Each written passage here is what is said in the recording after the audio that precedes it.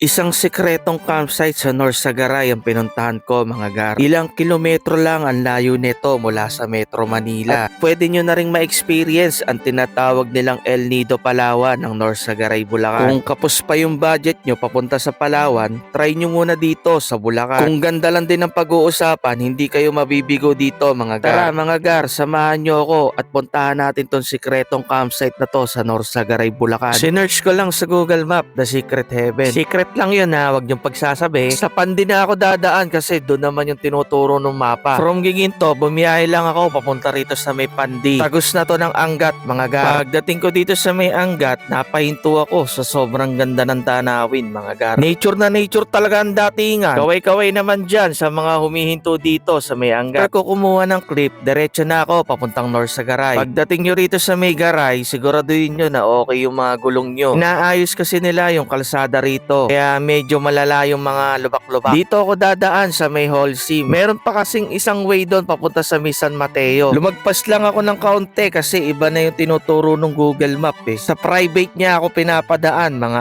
idol. Bumalik lang ako ng kaunti. Meron ako nakita ritong kanto pakaliwa. Pagpasok ko dito sa may kanto, diretsual lang to. Hanggang sa marating ko na tong rough road na to mga idol. Hindi rin biro yung rough road dito. Mahaba rin pala. Hindi ko na kinlose yung Google Map. Tumama naman na siya nung pagpasok ko doon sa may kanto. Kung pupunta rin pala kayo dito, siguraduhin nyo na okay yung mga gulong nyo ha. Baka may mag-comment na naman na hindi ko daw pinapakita yung kalsada. Sinisi pa ako nung naplatan sila. Kailangan daw iwan yung motor dito sa parking area dahil sasakay ng tora-tora or 4x4 papunta ron sa campsite. Nung maiayos ko na yung mga gamit ko, sumakay na kami ng tora-tora. Buti na lang, meron akong nakasabayan na grupo kaya nakasingit na ako. Shoutout nga pala sa grupo na to na nakasabayan ko rito. Kakaibang adventure din yung na-experience ko dito sa pagsakay sa tora-tora. Sa tansya ko lang, nasa 5 minutes din yung biyahe papunta sa campsite. Solid din yung pagsakay dito eh. Hindi din kasi biro yung mga dadaanan.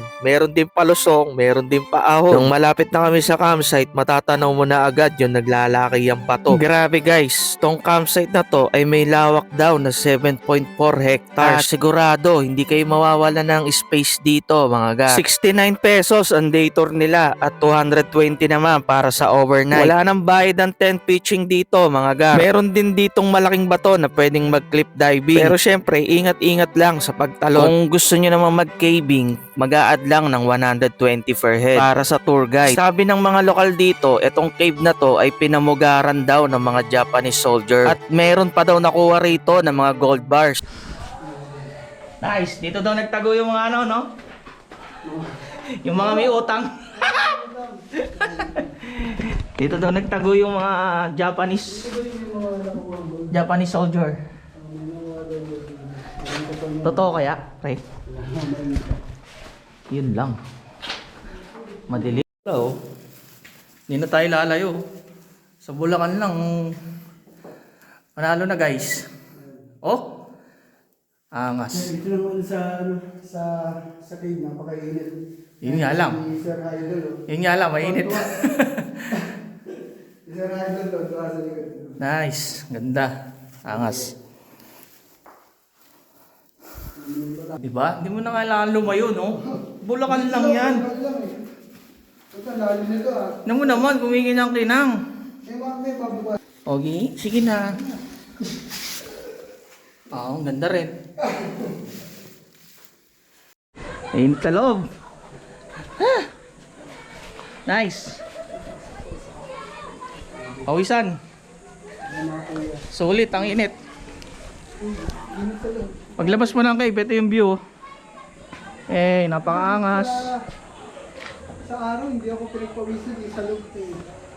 Shoutout nga pala kay Sir Agilang Lagalag. Follow nyo na din siya guys. After namin mag-ikot sa cave, iikutin naman daw namin yung river. Kasama na yon sa 120 na babayaran. Grabe guys, sa sobrang linaw, tapatalon na ako sa ilog. Tamang-tama lang yon. After nyo pawisan sa cave, tatalon naman kayo dito sa malamig na ilog na to. O diba, sulit naman na yung 120 mo. Hindi ka natalo doon gar. Habang nag-iikot kami, nalobat na yung mga camera ko. Buti na lang, meron sila ditong campers hub. Sa halagang 50 pesos, pwede na kayong mag-charge dito mga idol. Kung wala naman kayong mga baon, meron naman ditong mga nabibili ng mga cup noodles, pancit canton, at iba pang mga kutkutin. Pagdating naman sa signal, smart lang yung malakas dito mga par. Kung meron pa kayong ibang tanong about sa mga rates nila, message na lang kayo sa Facebook page nila. Shoutout nga pala sa Tora Tora na nasakyan ko. Dahil nung pauwi, siya pa rin yung nasakyan ko. Bali sa Toro Toro pala guys, magbabayad kayo ng 200 per head. Balikan na yon. Mas naramdaman ko yung adventure nung dito na ako sumakay sa likod eh. Bali sa Tora Tora pala guys, magbabayad kayo ng 200 per head. Balikan na yon. Like, follow and share lang for more videos. At subscribe naman sa aking YouTube channel. Hanggang sa susunod na nature trip na lang ulit no. Maraming salamat. Bye bye.